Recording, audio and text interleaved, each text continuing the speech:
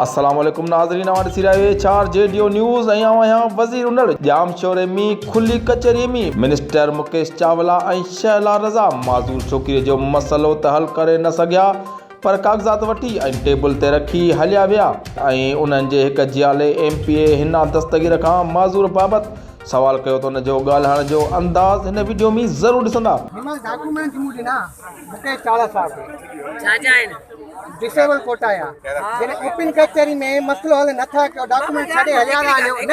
Document मु ता के ना डॉक्यूमेंट न दे ता उछले वे आओ गलत गाल न कयो अने बीच डॉक्यूमेंट उछले हलिया वे अने बीठा न मीडिया से गाल न कयो अमर के दियो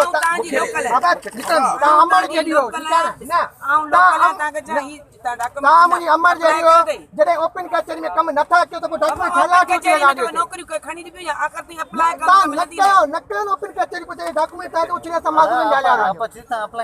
बाबा अप्लाई करे थक जी पियाऊ ने डिप्टी कमिश्नर हरगुरू ने नाले लिस्ट में कटिया उन्हें के तो कचहरी में तब मुने डॉक्यूमेंट में नालो कटिया हुआ आपा मीडिया साहब गालायो डॉक्यूमेंट रखया ना तो मुके कोन देना मुके कोन देना डॉक्यूमेंट मुके साहब के सामने पे आए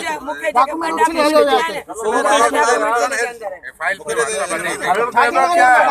करे ता डॉक्यूमेंट खणी ने छाला डॉक्यूमेंट मा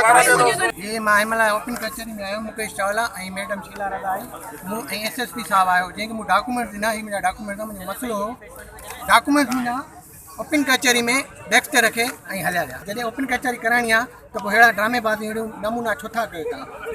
ग़रीबनि खां कागज़ वठी कागज़ात ते उछलियो हलिया था वञो तव्हांजो कहिड़ो कमु आहे पोइ ओपन कचहरी था करायो अॼु कचहरी थी जामशोर ज़िले में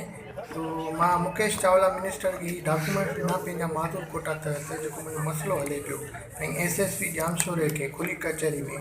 जेके डॉक्यूमेंट्स टेबल ते रखे ऐं हलिया विया त ही खुली कचहरी बिलावल भुट्टो ज़रदारी तरफ़ां कराई वई जेके मिनिस्टर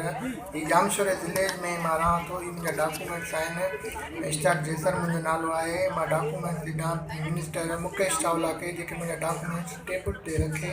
ऐं पाण हलिया विया आहिनि हीअ खुली कचहरी ईअं कई वेंदी आहे वेल डन PP HR जेडीओ न्यूज़ में फ़िलहाल एतिरो ई। वधीक ख़बर ऐं अपडेट्स लाइ ॾिसंदा रहो HR जेडीओ न्यूज़।